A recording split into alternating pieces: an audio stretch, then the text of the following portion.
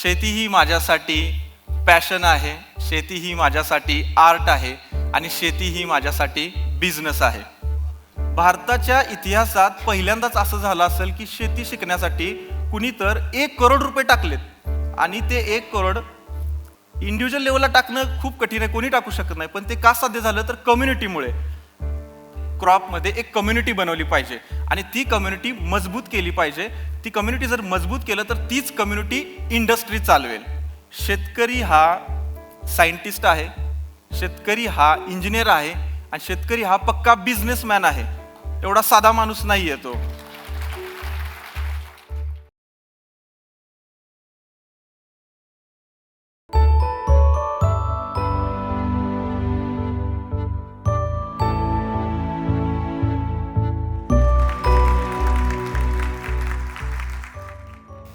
शेतीकडे बघणाऱ्या शेतकऱ्यांचा दृष्टिकोन आणि समाजाचा शेतकऱ्यांकडे बघण्याचा दृष्टिकोन बदलावा म्हणून आम्ही गेले 8 वर्ष झालं काम करत आहे. नमस्कार, मी संतोष वसंत जाधव. सांगली जिल्ह्यामध्ये मी कारवे या गावामध्ये राहतो. 11वी नंतर मी उत्तर प्रदेश प्रयागराजला गेलो. आमच्या घरच्यांचा तिकडं गलाई व्यवसाय आहे, सोनं चांदी गाळण्याचा व्यवसाय. 4-5 वर्ष तो मी व्यवसाय तिकडे केला. पण मला त्या व्यवसायाचा फार कंटाळा आला होता. नंतर मी डिसिजन घेतलं की मला गावाकडे जायचं आहे. 2016ला मी गावी परत आलो शेती करायला. पण आपल्या इकडे असं असतं की शेती करायला जाणं म्हणजे एकदम असं कमी समजलं जातं किंवा शेवटचं ऑप्शन किंवा लास्टचं ऑप्शन. पण शेती हा माझ्यासाठी कधी सेकंड ऑप्शन नव्हताच. शेती ही माझ्यासाठी पॅशन आहे, शेती ही माझ्यासाठी आर्ट आहे आणि शेती ही माझ्यासाठी बिझनेस आहे. घरच्यांचा खूप विरोध होता मला, शेती करायला येऊ नको, कारण तू एक्सप्रेस ट्रेन सोडून पॅसेंजरकडे कशाला येतोयस आणि कुठली ट्रेन तू पकडणार आता. पण मी घरच्यांना समजवलं, त्यांना म्हटलं मला नाही शेतीच करायची आहे आणि मला गावाकडे जायचं आहे. मी त्यांना समजवलं आणि विरोध न मानता मग मी गावी आलो आणि शेती करायला लागलो 2016 पासून. आमच्या घरची शेती आहे 10-11 एकर शेती. वडील जे पारंपरिक पद्धतीनं जी शेती होत आली होती ती शेती ते करत होते. पण मला काहीतरी वेगळं करायचं होतं, नवीन तंत्रज्ञान वापरायचं होतं, नवीन एक्सपेरिमेंट करायचे होते आणि वेगळ्या पद्धतीनं आधुनिक शेती करायची होती. मला पैसे कमवायचे होते खूप सारे शेतीमध्ये. पण मला एक प्रॉब्लेम काय झाला की प्रॅक्टिकल नॉलेजच भेटत नव्हतं. मी पुस्तकं बघितली, इंटरनेटवर बघितलं, सगळीकडे सर्च केलं, पण तिकडनं जी माहिती मिळते ना ती शेतीमध्ये तेवढी अप्लाय होत नव्हती, अर्धवटच माहिती असायची. मग तेव्हा मी विचार केला की मी आता मला जिकडून माहिती मिळते तिकडून माहिती घ्यायची आहे. मग मी प्रवास चालू केला. मी बाईकनं, बसनं नारायणगाव, नाशिक, पुणे खूप साऱ्या एरियामध्ये फिरलो, शेतकऱ्यांना भेटलो, त्यांच्याकडून माहिती घेतली. मी एक्झिबिशन्सला गेलो, ट्रेनिंग घेतलं, असं वेगवेगळ्या प्रकारे मी जेवढं होईल तेवढं नॉलेज घेतलं. आणि या प्रवासात मला काय कळालं की शेतीमध्ये हजारो समस्या आहेत. म्हणजे हवामान आहे, कीड आहे, रोग आहे आणि खूप खूप जास्त अशा समस्या आहेत. इकडे बघू शकता की सगळ्यात मेन जी समस्या आहे ती म्हणजे माहितीचा अभाव. जवळपास 56% शेतीमध्ये माहितीचा अभाव आहे. हा आम्ही एक सर्वे केलेला होता. मी तुम्हाला एक छोटीशी गोष्ट सांगतो. मी काही वर्षापूर्वी टोमॅटोची शेती केली होती आणि जेव्हा मी टोमॅटो लावला मी फार खुश होतो. टोमॅटो मी लावला, चांगला आला तो. पहिला तोडा माझा 100 रुपयानं गेला. मी खुश झालो, सर खूप चांगले पैसे मिळतील म्हणून. दुसरा तोडा माझा 70 रुपयानं गेला. चला ठीक आहे, 30 रुपये कमी झाला, थोडं वर खाली चालायचं. मी म्हटलं ठीक आहे, मार्केट वाढेल. आणि तिसरा तोडा अक्षरशः किती असेल अंदाज लावू शकता तुम्ही? प्रति किलो 45 पैसे प्रति किलो म्हणतोय मी. म्हणजे एका ठिकाणी 100 रुपये होता तो डायरेक्ट 45 पैसे. म्हणजे ते अस्थिरता मी जी मार्केटची असते ती एकदम जवळून पाहिली. मार्केट किती वर खाली होते ते मी जवळून पाहिले. पण मी डगमगलो नाही. मी हळूहळू शिकत गेलो, शेतीमध्ये बदल करत गेलो आणि मी एक प्रॅक्टिकल, रिअलिस्टिक आणि कॉन्फिडंट फार्मर झालो. सगळं माझं भारी चालू होतं, मी खुश होतो, सगळं व्यवस्थित चालू होतं. तरी देखील लोक मला म्हणायला लागली, अरे काय शेतीत कुठं भविष्य होणार आहे तुझं, शेतीत काय मिळणार आहे तुला असं करून, करिअर आहे का त्यामध्ये? मग मला कळालं की शेतीमध्ये हजारो समस्या एका बाजूला आणि एक मुख्य प्रश्न मला कळाला, ती म्हणजे शेतीकडे बघण्याचा दृष्टिकोन. शेतीला बिझनेस माइंडसेटनं समाजही बघत नाही आणि शेतकरी स्वतः कधी कधी मी एक उद्योजक आहे म्हणून बघत नाही. हा प्रश्न मला कळाला. मग त्यानंतर काय झालं की माझा शाळेचा मित्र आकाश आहे, आम्ही शाळेला शिकायला एकत्र होतो. त्याचं इंजिनिअरिंग झाल्यानंतर तो गावी आला होता. तो शेतामध्ये यायचा, आम्ही तासनतास चर्चा करायचो. तो म्हणायचा, अरे तुम्ही कशी शेती चालले, तंत्रज्ञान कुठं वापरू शकता तुम्ही, खर्च कुठं कमी करू शकता, असं खूप आमचं चालायचं. त्या दरम्यान तो मला म्हणायचा की हे जे तुम्ही उगवताय, यात ते खतं टाकताय, औषधं टाकताय, ह्याचं काय मोजमाप आहे का, सेफ्टी गिअर्स वापरताय का, तुम्ही जे अन्न उगवताय ते सुरक्षित आहे का, असं तो खूप प्रश्न विचारायचा. म्हणजे तो शेतावर आला की माझं डोकं फिरायचं की हे काय, म्हणजे CID ऑफिसर असल्यासारखं सारखं ते प्रश्न यायचे. म्हणजे असं हेडेकच होता, आला की काहीतरी आला घेऊन नवीन प्रकारे हो. मग काय झालं की एका दिवशी तो आसपासच्या एरियामध्ये फिरत होता आणि त्यानं बघितलं त्याच्या आवडीची जी भाजी आहे ना, ती शेतकरी कशी उगवतात. ती पाहिल्यानंतर त्यानं ती भाजीच खायची बंद केली. एका साईडला मी बिझनेस माइंडसेटचा दृष्टिकोनाचा प्रश्न बघत होतो आणि एक त्याचा जो प्रश्न होता फूड सेफ्टीचा. हे दोन प्रश्न वेगवेगळे आहेत पण प्रॉब्लेम एकच आहे. आम्ही दोघं चर्चा करायला लागलो, आम्ही आलो कन्क्लुजनवरती. आम्हाला कळालं की माहितीचा अभाव हा सगळ्यात मोठा म्हणजे प्रॉब्लेम आहे. नॉलेज गॅप हा सगळ्यात मोठा प्रॉब्लेम आहे. आणि हे जर कव्हर करायचं असेल तर शेतीमध्ये शिक्षण हे फार महत्त्वाचं आहे. म्हणजे शेती जर सुरक्षित अन्न करायचं असेल, शेती नफ्याचे करायचे असेल तर शिकवणं हे फार महत्त्वाचं आहे. आता नंतर आणखीन प्रश्न आला की ठीक आहे आता काय करायचं. मग आमची चर्चा तर नेहमी चालूच असायची, काय करायचं कसं करायचं.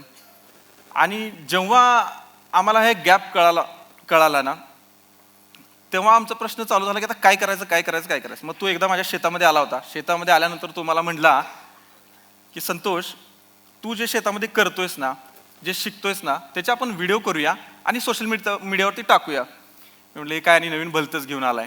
म्हटलं कोण आपले व्हिडिओ बघणार, कोण आपल्याला सिरियसली घेणार, शेतकरी व्हिडिओ बघतील का. मला काही एवढा इंटरेस्ट नव्हता कारण मी टाळाटाळीच करत होतो. पण त्याला कॉन्फिडन्स होता आकाशला. आकाश ठाम होता. आकाश म्हणला की आपण बसून तर असं काय होणार आहे, तू नाही करणार, मी नाही करणार, कोणी तर करायलाच पाहिजे ना. मी म्हटलं ठीक आहे करूया. मग तो मला काय म्हटला, जर करायचं असेल तर मोठंच करूया ना, छोटं कशाला करायचं. कारण शेतीचा प्रश्न फक्त महाराष्ट्रापुरता नाहीये, हा प्रश्न पूर्ण देशाचा आहे. मग आम्ही तेव्हा ठरवलं की ठीक आहे आपण हिंदीतून व्हिडिओ करूया आणि नाव ठेवूया इंडियन फार्मर.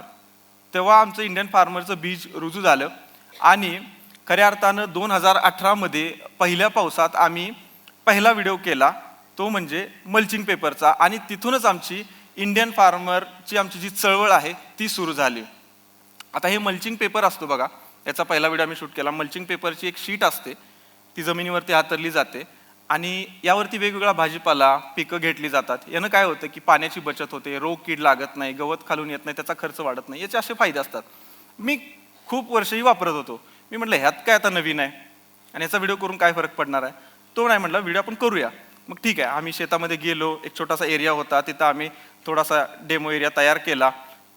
एकाच बेडवरती आम्ही मल्चिंग पेपर हातरला. माझा UP वरून एक मित्र आला होता, त्याला पण घेतला त्यात. आमच्याजवळ काय की आमच्याकडे कॅमेरा नव्हता, माईक नव्हता, मग साध्या फोननंच आम्ही शूट केलं आणि तो व्हिडिओ अपलोड केला. जेव्हा तो व्हिडिओ अपलोड झाला, अक्षरशः म्हणजे मी पण आश्चर्यचकित झालो की उत्तर प्रदेश, बिहार, राजस्थान, मध्य प्रदेश, आंध्र प्रदेश, तेलंगणा इकडून कमेंट्स येऊ लागल्या की अच्छा असलं पण असते का, हे किती रुपयाला आहे, हे कुठं मिळतंय. मग तेव्हा आम्हाला दोन गोष्टी कळाल्या की पहिली गोष्ट जी आहे ती महत्त्वाचं की आपण जे चाललोय ते योग्य रस्त्यानं चाललोय आणि आपण जो विचार करत होतो त्याच्यापेक्षा 100 पटीने मोठा गॅप आहे, हे आम्हाला तिथं क्लिअर झालं.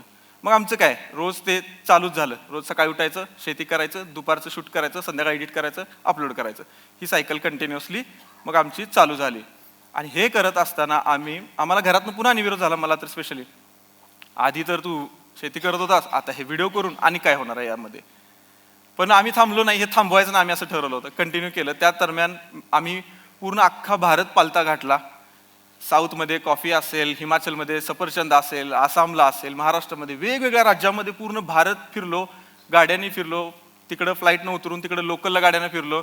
जेवढं गाडीनं फिरलो तेवढा भारत समजला, तिथल्या शेतकऱ्यांना भेटलो, तिथल्या समस्या आम्हाला समजल्या. आणि असं करत करत आम्ही पुढे गेलो आणि आता एवढ्या वर्षानंतर 7 वर्षानंतर असं झालं की आता आम्ही 5,000 पेक्षा जास्त व्हिडिओ केलेले आहेत, ते पण प्रॅक्टिकल थेट शेतातून, आणि 500 कोटीपेक्षा जास्त व्ह्यूज आलेले आहेत त्याला, आणि 1.25 कोटीचा आमचा शेतकऱ्यांचा आता समूह झालेला आहे. हा आमची ही कम्युनिटी आता तयार झालेली आहे. फक्त एवढंच नाही तर 100 पेक्षा जास्त ब्रँडसोबत आम्ही पार्टनरशिप केलेली आहे. देशातून जगभरातून ज्या छोट्या छोट्या कंपन्या आहेत, मोठ्या मोठ्या कंपन्या आहेत, स्टार्टअप्स आहेत, फाउंडर्स आहेत, यांच्यासोबत आम्ही वेगवेगळ्या प्रकारे काम केलं. कुणाला शेतीचे इनपुट्स हवे होत्या, माहिती हवी होती, कुणाला त्यांचे प्रोडक्ट्स आमच्या शेतामध्ये ट्राय करायचे होते, कुणाला त्यांची टेक्नॉलॉजी शेतकऱ्यांपर्यंत पोहोचवायची होती.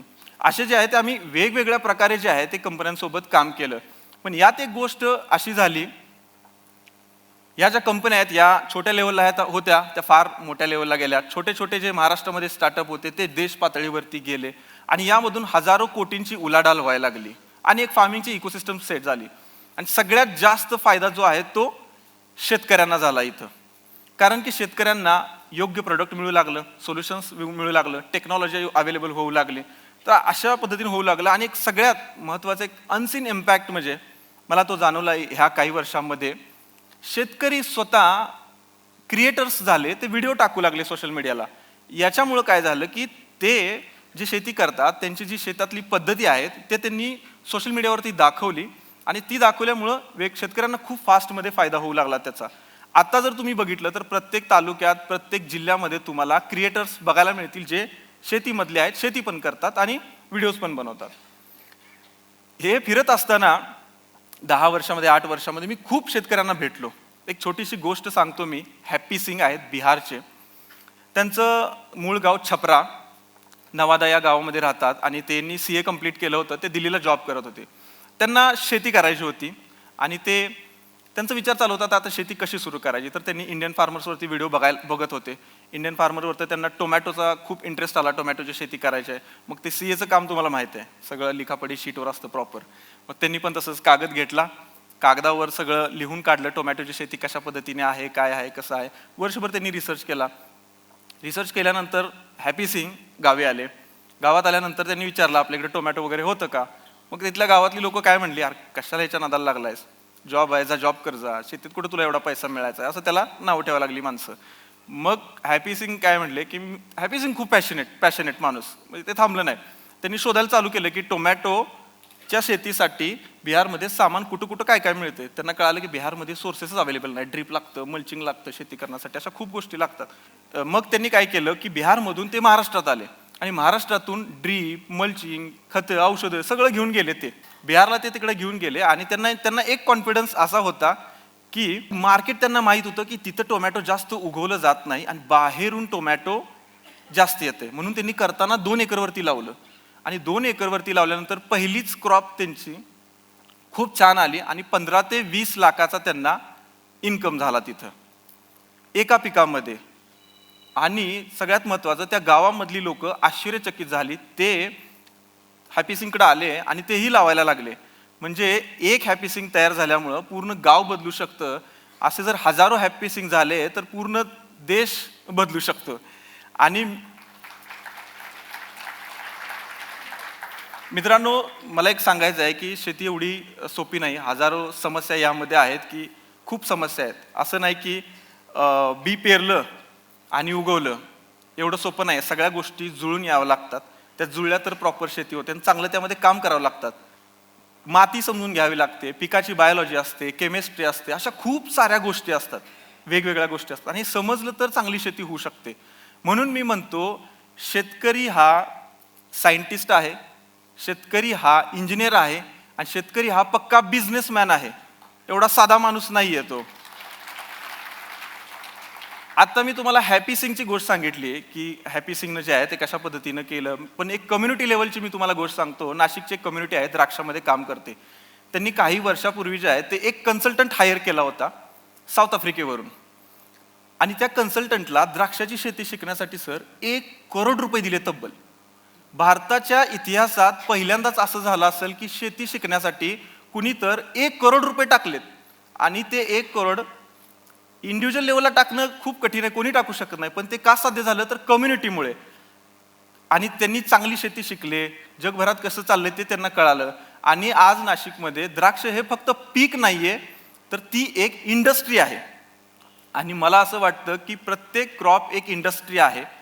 टोमॅटो असेल, ढोबळे असेल, पोल्ट्री असेल, द्राक्ष असेल, डेअरी असेल, प्रत्येक एक वेगवेगळी इंडस्ट्री आहे. प्रत्येकाचं एक सायन्स आहे, प्रत्येकामध्ये एक वेगवेगळ्या गोष्टी आहेत, त्याचे प्रॉब्लेम्स आहेत, समस्या वेगवेगळ्या आहेत. आणि हे कधी सॉल्व्ह होऊ शकतो की शेतकरी एकत्र येतील, कम्युनिटी तयार होईल आणि ते इझिली सॉल्व्ह होऊ शकतं.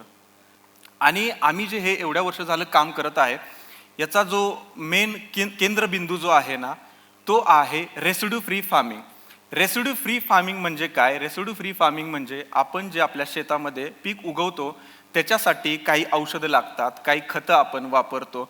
ते वापरल्यानंतर आपलं जे पीक काढणीसाठी येतं, तर त्यामध्ये त्या केमिकलचा किंवा त्या खतांचा, औषधांचा जे काय आपण वापरतो त्याचा अंश तिथं नाही राहिला पाहिजे. म्हणजे रसायन अवशेष मुक्त शेती, ज्याला रेसिड्यू फ्री शेती असं म्हटलं जातं. आणि मला 100% खात्री आहे ही शेती, रेसिड्यू फ्री शेती, आपला भारतातील शेतकरी पण करू शकतो. कारण ही शेती पूर्ण जगभर आत्ता केली जात आहे मित्रांनो, आणि ती आपल्यालाही करायला पाहिजे. रेसिड्यू फ्री शेती. आम्ही आत्ता टोमॅटोमध्ये काम करत आहे. 2000 पेक्षा जास्त शेतकऱ्यांना आम्ही टोमॅटोचं ट्रेनिंग दिलेलं आहे. आता आम्ही ढोबळी मिरचीवरती पण काम करत आहे. आमचं एक असं ध्येय आहे की प्रत्येक क्रॉप, प्रत्येक इंडस्ट्री बनवायचं आहे. आणि ते बनवायचं असेल तर प्रत्येक क्रॉपमध्ये एक कम्युनिटी बनवली पाहिजे आणि ती कम्युनिटी मजबूत केली पाहिजे. ती कम्युनिटी जर मजबूत केलं तर तीच कम्युनिटी इंडस्ट्री चालवेल. सगळ्यात महत्त्वाचं काय आहे की जर ही कम्युनिटी फक्त पीकच नाही बदलणार मित्रांनो, तर ही कम्युनिटी आपल्या भारत देशातले जे शेतकरी आहेत त्यांचं भविष्य बदलतील, सुरक्षित अन्न तयार करतील आणि आपल्या देशामध्ये जी अन्न व्यवस्था आहे त्याला एक दिशा देतील. धन्यवाद. आणि आता मी पडद्यावर समोरचा माणूस आहे, पडद्याआड जो असतो, आकाश जाधव, इंडियन फार्मरचा को फाउंडर, माझा मित्र, मी त्याला आता बोलवतो.